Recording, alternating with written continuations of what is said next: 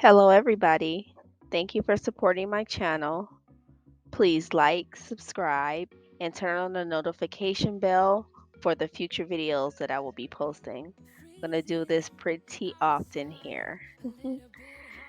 Today, I'm going to talk about what are you invested in because we have an economic crisis coming. A lot of people talk about it, but not a lot of people are paying attention to it. But in 2023, we're going to have an economic crash. And it's not going to just be a crash that happens in one region or one sector of the world. No, we're talking about every country is going belly up right now. Every country has some form of crisis that they're going through right now. Just pick a country, something's going wrong. And 2023, nobody knows when it's going to happen, but 2023 is a great candidate for everything, all the bubbles starting to pop. So, depending on what you're invested in, are you an investor? Are you a trader? Are you a gambler?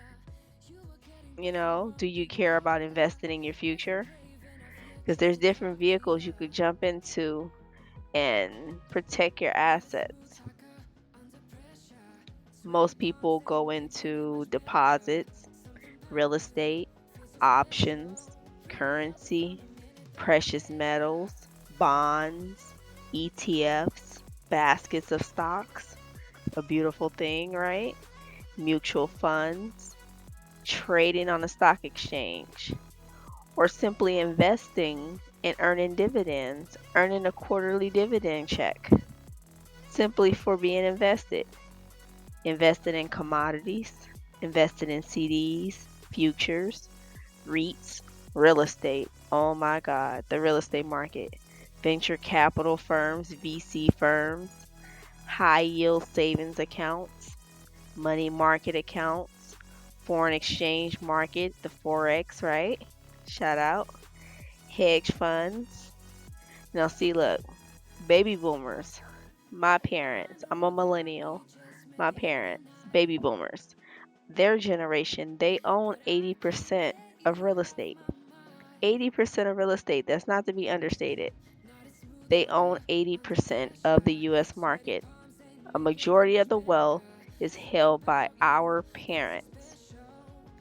Our parents are gradually retiring. They have started. And 75 million plus of those boomers are preparing to retire by 2023. The great retirement. Now, what that in effect means is the whole economy is going to be shifted. I'm talking about shifted in ways we have never seen. Production is going to drop. When the baby boomers exit the labor force, production slows down. And it's not enough of us millennials to replenish that. It's just not. The numbers aren't there.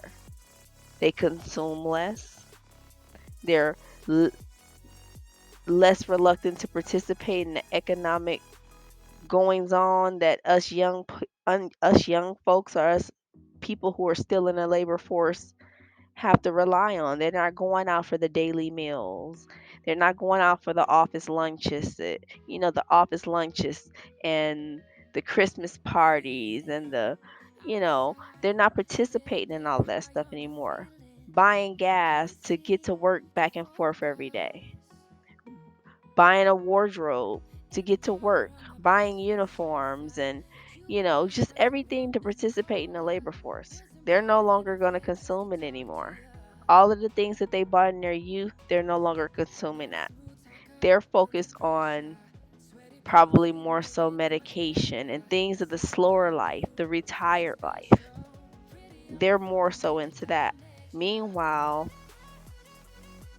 it's so many people stuck in a debt trap. So many people stuck in a debt trap. So you have all of these boomers retiring. Not every boomer has all of their assets paid off. They still have debt. Some of them can't afford to retire, so they're going to stretch it all the way to 2030. They have to. They need to generate more income before they exit because they're at the last point, the last peak of their earning potential.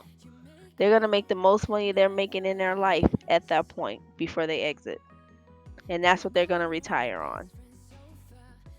And a majority of us millennials, well, boomers included, are stuck in debt, stuck in the debt cycle, the debt trap. The debt trap is a situation where borrowers are forced to take on new loans simply to repay existing ones. That means you're always looking for something to help you make those ends meet, get over the hump until the next time you can't make those ends meet again. And then you're right back on the perpetual loop. Perpetual loop, grab another credit card, run it up. It's a never ending cycle. But that contributes to all of the interest that's going out, all of the interest that's going out on all of that debt is going to the institutions, it's going to the 1%, it's going to the people who own the institutions, who get the majority of the money. Meanwhile, the middle class is being squeezed, and now the middle class consists of your average Joe Schmoes who own small businesses, and small businesses make up a majority of businesses in America. It's the middle class. It's the average person who own a house up the block, who got a small liquor store or a laundromat or something around the corner that they go open up every day and provide services and products to the local neighborhood. Those people, small businesses, make up a majority of the businesses. It ain't just these major Fortune 500 companies, S&P 500 companies. It's not just them. It's the little small mom and pop shops, the ones that Amazon and Walmart closing whole industries down, killing all kinds of markets. Small businesses, middle class is disappearing, going away, wealth depleted. And then you got the rise of BS jobs. It's politicians' little trickery way of getting in a business, the CEO's ear, generate some jobs so I could look good on the next campaign run and talk about job numbers being up. And meanwhile, it's whole industries that, like, do it need to really still be there? Could it not be automated? But they keep them there so, because if you don't have enough people working, civil unrest, all kind of things pop off. Anything's possible when you leave people with too much leisure time and no income. So they generate a bunch of jobs, and those jobs don't keep up with people's cost of living. It doesn't keep up with their lifestyle. So then debt comes in. Debt ties it all back in together. Everybody want to keep up with the Joneses. Everybody say, okay, my neighbor has this, I want that. My family member just bought a new car, I want that. My friend just went to college, I want to go too. Hell, we be busy impressing strangers, complete people we do not know, online, going broke to try to impress them. Like, are you kidding me? Because when you standing in that long line of debt by your damn self, none of them people you trying to impress will be there. Absolutely not one of them. You gonna be in that line by yourself, servicing your own debt. Meanwhile, you racked it up trying to impress them. Social proof. A lot of people look for it, and you know, it's amazing. I sit back and I'm like, Jesus. Our tendency to think and act as others think and act around us. Most people care about appearing as if they're wealthy as opposed to being behind the scene actually making it happen. Because if you look at the statistics and the numbers, it tells you 80% of Americans are in debt. You look online, it looks like everybody is just like throwing cash all around. Nobody's in debt. But when you look at the numbers, oh, it tells a totally different story. It tells you that everybody's a part of the rat race. Everybody's in a rat race. And the rat race doesn't necessarily mean, oh, you just have a job. Far from it. What the rat race means to me is you have to work. You don't have the leisure to quit a job and go to another job or move around or take time off. You're a part of the rat race.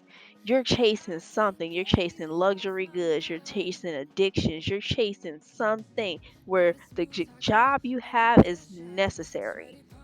You can make $100,000 a year and still be in a rat race. You can't make your ends meet. You constantly in debt. You can make $1 million a year and in a rat race. You can't make your ends meet because you're consuming too much. You're consuming too much. You're part of the rat race. You're living on a financial edge. More than likely trying to keep up with the Joneses and impress people. But if you take a hard look at yourself, you be like, I'm really I put myself here? Because then most people realize I'm living paycheck to paycheck. I mean, consistently.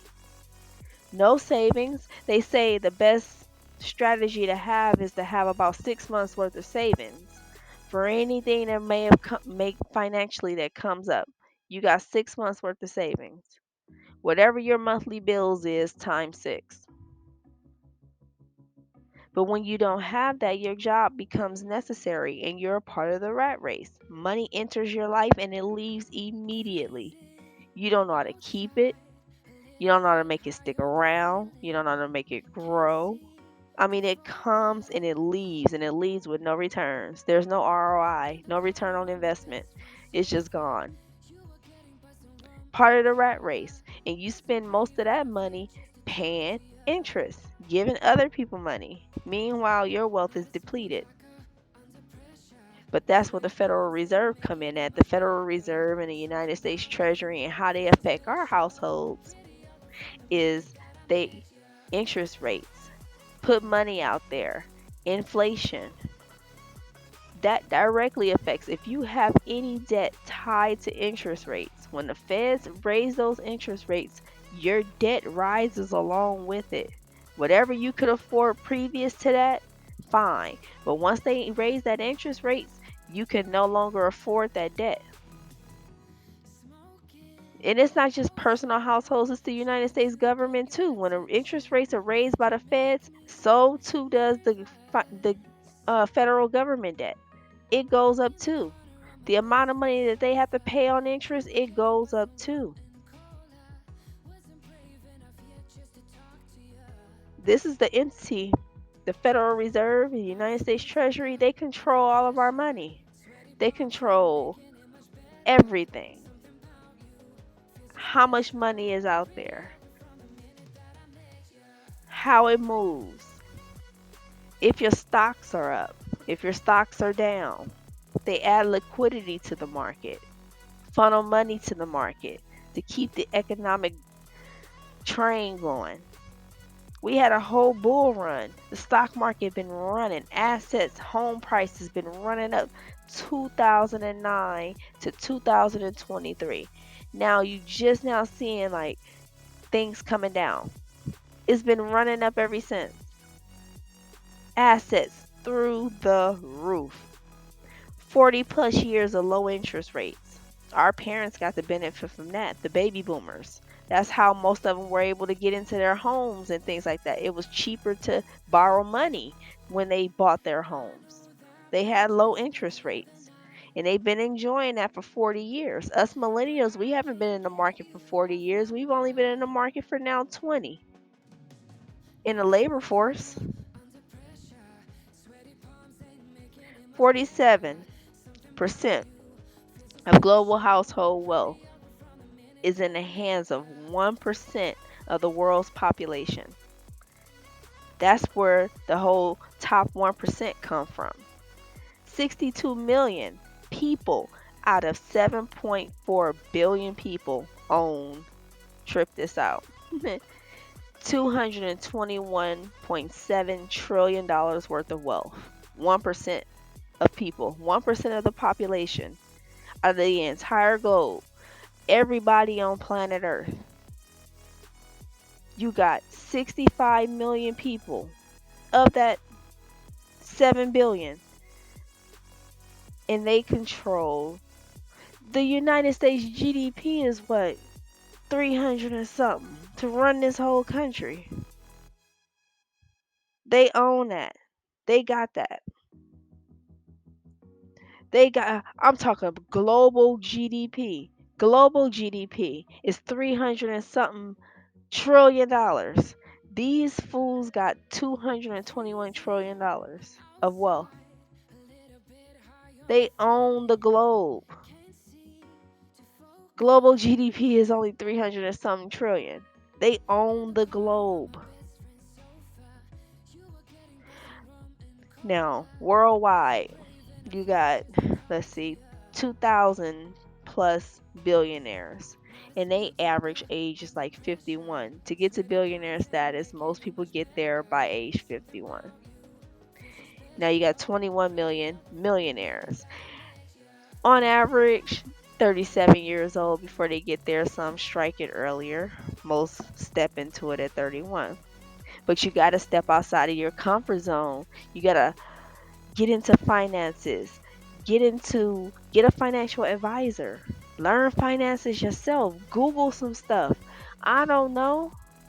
Instagram versus reality. Get behind the scene. Figure it out. If you're used to consuming, buying, flip the roles. Save, save, save. Consume less, less, less. But you know what? A lot of people are not going to have a choice. The economic downturn is going to force them into saving. It's going to scare a lot of people, and they're going to be fearful of spending. But that's how banks and debt work. If the interest goes up, up, it affects everybody's household. Everybody. Everybody. On average, Americans have 3 credit cards, 2 retail credit cards. It's 550 million plastic credit cards floating in any given wallet or purse in the United States. We only have 331 million Americans. That is crazy. That's letting you know how big the dang on bubble is. And when it pops, oh, it's going to pop. It's going to pop. And it's baby boomers, oh, poor parents of ours, because they retiring and all this stuff. We millennials, we have a little bit more time to kind of screw around, but our parents, they retiring and all this stuff. And our parents are set to transfer with the great wealth transfer. They're set to transfer $35 trillion to us millennials. All different kinds of investment vehicles. All of that money is moving. But our parents are holding on to their assets longer because of inflation, because of the interest rates going up. They can't afford to retire. They're refusing to retire. They need to earn some more money, put more money in the pot. They're fearful that they don't have enough. Most people need to survive another 25 years plus after they retire. And you have to have a set amount of money coming in every year to sustain your lifestyle. It's how it goes. And they're refusing to retire. They're like, I don't have enough. I don't have enough. I have to sell my home, my big home that I raised my kids in. I have to sell that home reluctantly. I have to downsize, maybe get a condo, maybe get a townhome. It's harder to retire. You can't retire in this market. Everything about it's you'll be surprised at how when when a person is getting ready to retire, how much planning goes into that? Have you ever seen a 70-year-old employee that really don't want to work? They're forced to be there. It's a sad sight. They're supposed to be at home enjoying the last few years of their life, but I'm not talking about some laid back job. I'm talking a labor job. They selling off their assets. They trying to hold up the market. Inflation on products and services. You need more services when you're older. You lean less on products and lean more towards services, medical services, pharmaceutical services. You leaning on services, cleaning services. You can't do a lot of the things that you used to do. You're relying more on services than products. On a fixed income for life. Like I said, that 25 years, your income, whatever you have saved up, has to last you for 25 years. And you have to strategically plan out how much is going to come out every month to sustain your lifestyle for 25 years. You have no room to wiggle. Otherwise, you're cutting corners. You don't have enough to retire. You got to go back into the look for a job. A 70-year-old person going to look for a job? That's where we're at now. And all of that from the boomers, our parents, is supposed to get transferred over to us in the great retirement, and the great wealth transfer. They're happening simultaneously. And us millennials are supposed to get that, right? Or if you don't inherit it, you're supposed to buy their assets when they do sell, when they do after they're downsizing and maybe going to get that condo or townhouse, and you buy that home that they just sold, that single family home. It'll be us millennials, our millennial kids, the Zoomers. They're not old enough to buy homes. It's on us. We're in a labor force. That wealth is disappearing. That wealth is disappearing, flying out the window. Lack of savings, high consumption. This would hit us millennials.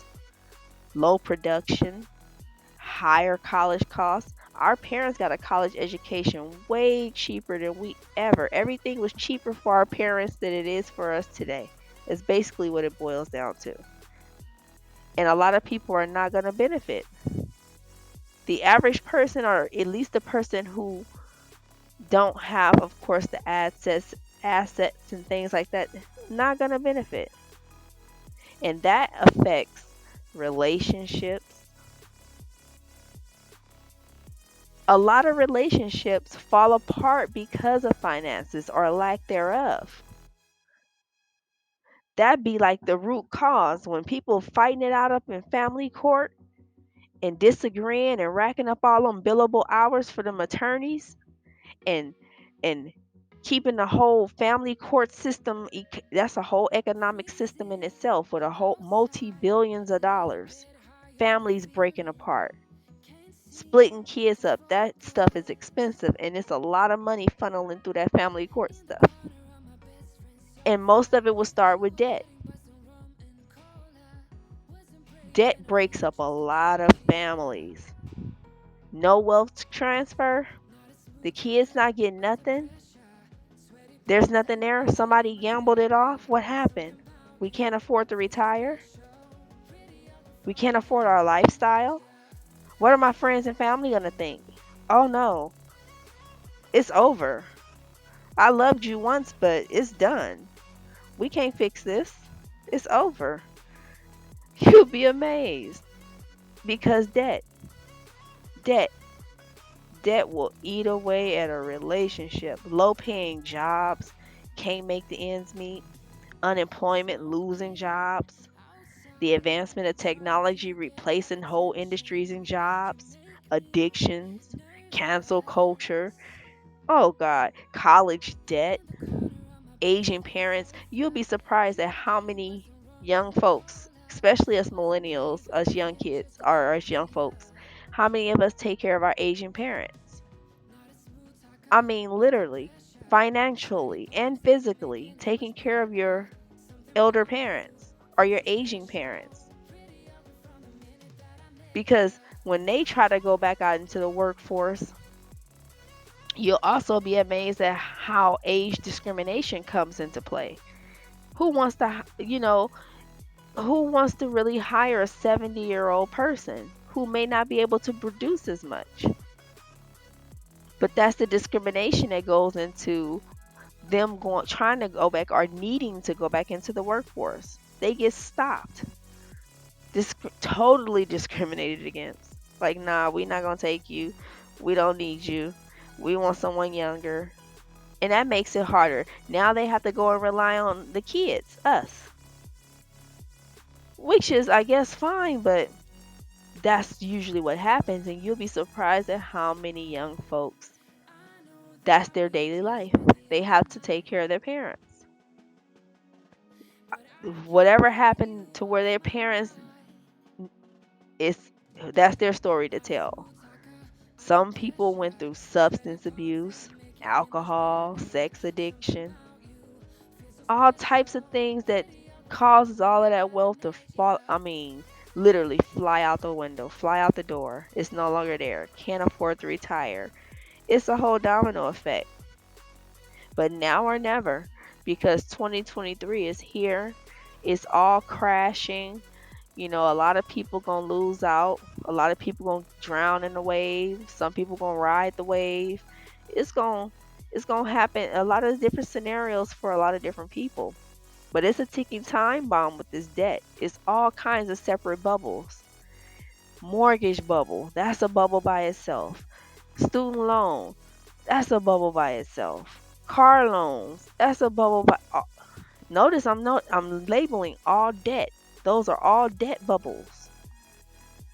And most of us will be affected. Like I said, portfolios, everybody's stock portfolio down. Either you got out, you sold all of your assets off, or you still have your assets in your portfolio is down. Everybody's stuff is down. Everybody. 80% of Americans in debt. That's a lot of people that lost a lot of their wealth, and they're not going to be able to service that debt because they had it tied up in their investments. Some assets are not that easy to sell, like things like real estate. You can't just jump out of real estate like that. You got to go through a whole process of unloading your real estate. Stocks are a lot easier to get out of. Crypto, easy to get out of. But real estate and things like that, yeah, that's a whole process. But it's 20% of Americans who say they live debt free. That's the life. That's where you want to be. Unless you're using good debt to leverage it to make more money. That's the game you play with debt, not the bad debt. Not that bad debt. We trying to stay away from bad debt. Bad debt is what got us where we're at the point where these bubbles are about to pop. And it's going to be a lot of people who are unfortunate in a scenario, and it's a lot of money that's going to change hands. Some willingly change hands and some unwillingly change hands, but nonetheless the transfer is in effect. And the thing is, are you prepared? Do you have all of your affairs in order? Will you benefit from it? Will your children benefit from it? Because for the people that ride that wave, they will benefit from it. It always happens. It's cycles. It happens all the time. Just get prepared for it. Bye.